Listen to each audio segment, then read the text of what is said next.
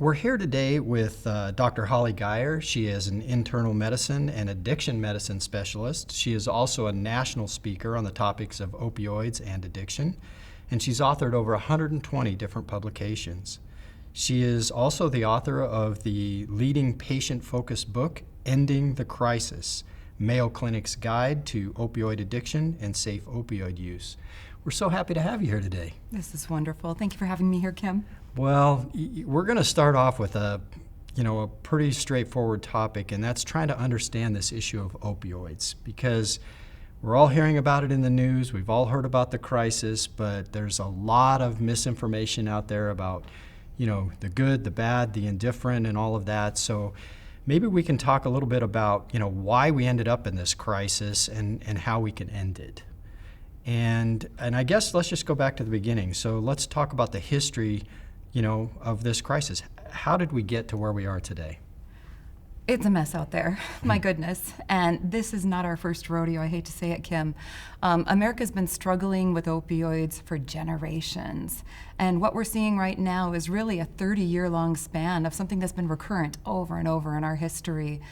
If I were to take us all the way back to like the mid-1800s, when heroin and laudanum and other medications were pretty freely distributed both within the medical community and homeopathic industries to treat a bazillion ailments, people realized all the way back then there's something different about this drug class. There's a potential for it to do something to our mind and our bodies that is very different than many other drugs that we offer for pain relief. So around the early 20th century, the Harrison Act really outlawed these drugs from a federal perspective and said, listen, this is something only prescribers should be offering. And that eradicated a lot of these drugs from the street. The problem is we saw resurgences of opioid-related epidemics with each of our major wars, the 1940s and then the 1950s and the 1970s. And, the themes are the same. We give these medications, oftentimes for great indications. They're used right, and they're used appropriately, and then they cause problems. And we don't necessarily know how to deal with those way back then. And that's why we kept seeing these down or decreases in their usage patterns until about the 1980s. I will say, prior to the 1980s, for the most part, prescribed opioids were rare outside of uses for cancer or major health indications. But this article came out in the New England Journal of Medicine, and for our audience, that's a very prominent medical journal, very reputable. And it's this 5-line retrospective article where someone had gone back and looked through a couple thousand patients and said, listen, out of all these patients that we've looked back through who received an opioid, we only see something like 4 or 5 of them had evidence of addiction by the end of their opioid treatment. From this, we can confidently conclude that use of opioids in a prescribed manner doesn't lead to addiction. Boom.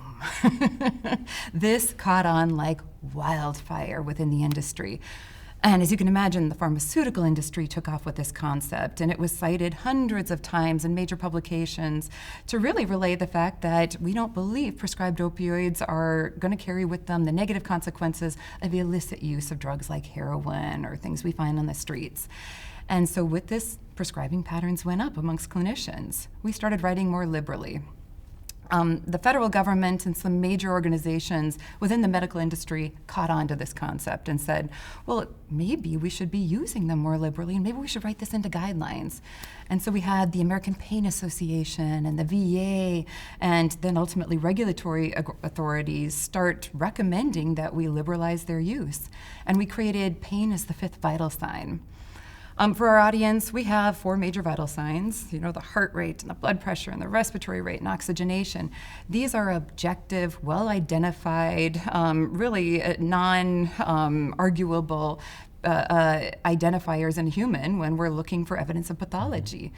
But pain is subjective. And when we're routinely assessing a patient for pain, are they really experiencing what you and I would experience for the same ailment at the level they're giving us? We all have heard that, scale of 1 to 10, with 10 being your arm being bit off by a dinosaur and 1 being you stub your toe. Your 10 might be very different than my 10. And if I had $1 for every time I had a patient who's playing Candy Crush in a 12 out of 10 pain, I'd be rich. So you can imagine the consequences of including requirements to assess that pain level in virtually every patient now at a federal level. There's a major organization called the Joint Commission, and this is a survey organization that essentially oversees the healthcare industry in terms of quality and standardization of patient practices. And they built in this concept of pain being adequately managed and measured in every patient. And then CMS, the Center for Medicaid Services and Medicare Services, came along and said, well, maybe we should be doing this routinely in every patient. And all of a sudden, we've got all of these regulatory groups monitoring how often we're assessing and making sure patients are having it assessed and managed to their satisfaction. Then they tied it to reimbursement. And if that patient didn't feel like their pain was being well managed, if it wasn't to their satisfaction, we get dinged as a hospital and as a provider. So now, all of a sudden, my livelihood is tied to how well my patient's pain is managed. And if that 12 out of 10 Candy Crush pain isn't to their satisfaction, I do it, at higher and higher doses until they are satisfied. So you can see this regulatory agency with the legal requirements and then this goal of us making enough income to reimburse our practices all spiraling out of control. And at the same time, we've got the drug companies mass marketing these concepts, targeting providers through marketing campaigns that have been since identified as fraudulent. They were standing outside with drug reps next to gas stations where physicians would go to, and they would pump your gas while talking to you about their new drug X, Y, or Z. They were flying physicians across the world for elaborate vacations, who knows where, if you were willing to prescribe the drug. If you give a talk on behalf of the organization, $25,000 in your pocket. You put us all this together, and it was a incredible, complex interaction of negative dynamics that really took us to the point where in 2015, 1 out of every 3 American adults got a bottle of pills of opioids. Imagine that.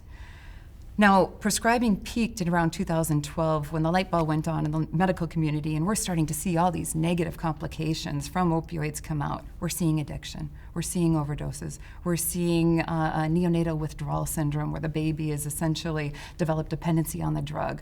All of this stuff, and we really taper our prescribing patterns.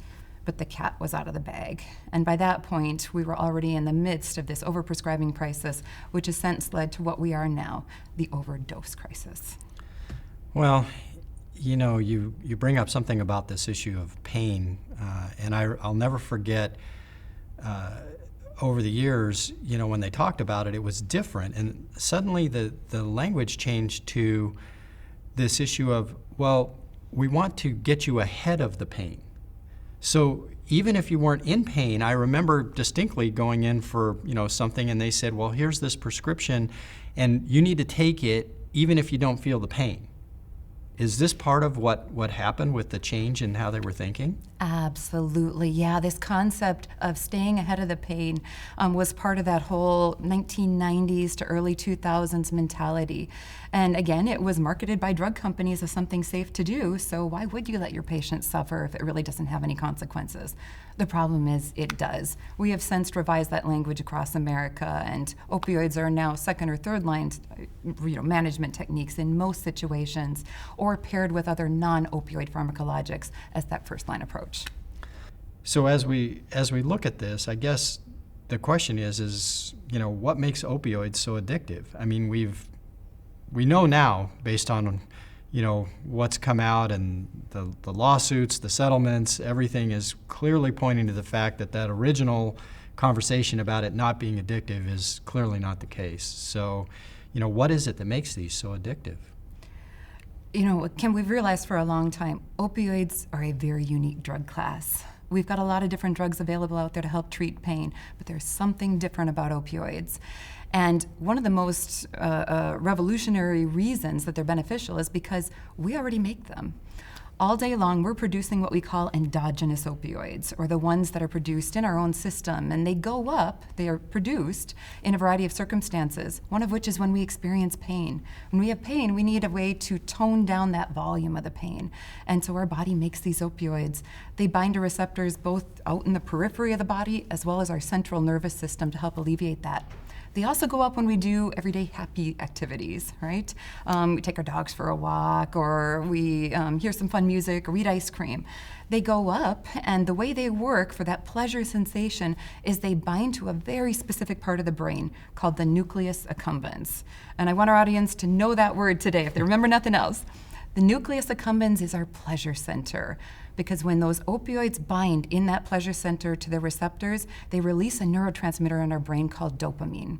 Dopamine is our happy chemical. It's what goes up when we do everyday pleasurable activities. Things like taking our dog for a walk, hugging our kids, eating ice cream. We get a little bit of a surge.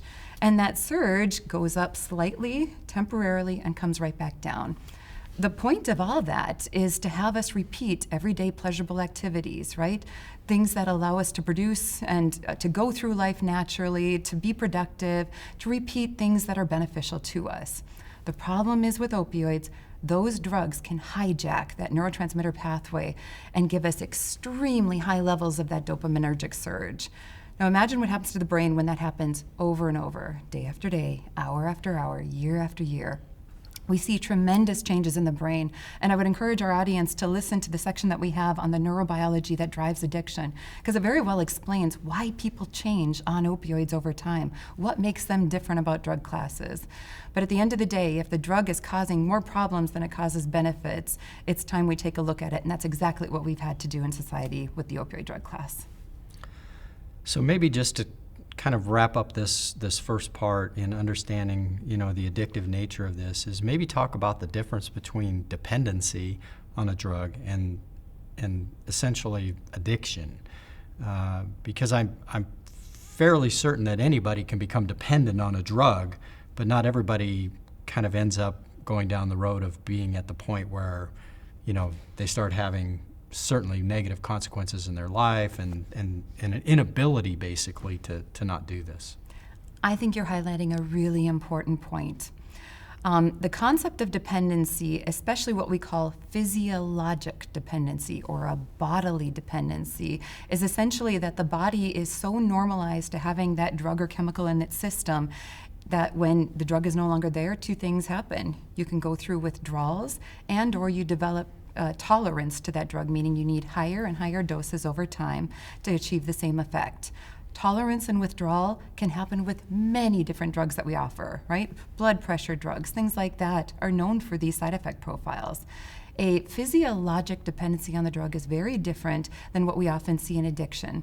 Addiction is a behavioral phenomenon because the drug of abuse essentially takes control over that person. So control is one feature, cravings, consequences with it, can all be manifestations of being addicted to the chemical. Now, more often than not, when someone's got a problem with addiction, they are also physiologically dependent on the drug. They will likely experience withdrawals to that or higher and higher doses being necessitated. But it's very important to separate out both because people can take the drugs legitimately over long periods of time, not have problems with addiction, but still be dependent on that opioid class. Well, we've gone over the history of how all this got started, kind of how we got to where we are and what makes these opioids so addictive. And we're going to continue on in this series by talking about more about what happens, like why we ended up with all these individuals overdosing and all of that. But that's for another segment, and so we really appreciate you coming and talking about this. So thank you so much. Pleasure to be with you, Kim. Thank you.